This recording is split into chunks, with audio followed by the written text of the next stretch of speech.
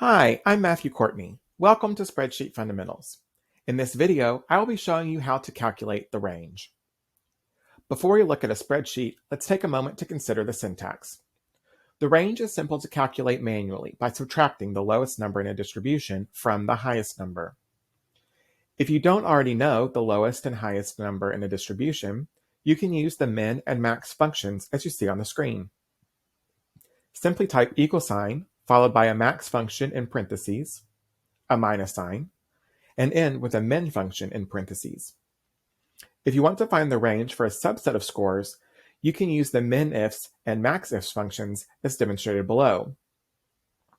For instructions on how to use those functions, please see my video entitled Variations of the Min and Max Functions.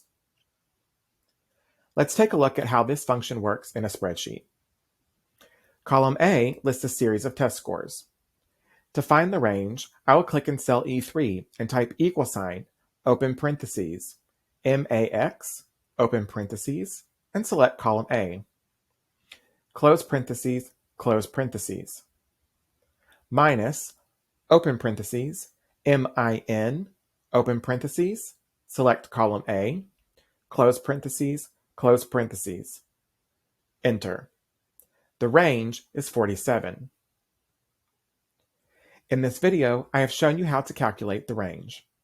For more information about how to use spreadsheet functions to interpret student data, please visit www.matthewbcourtney.com/repository.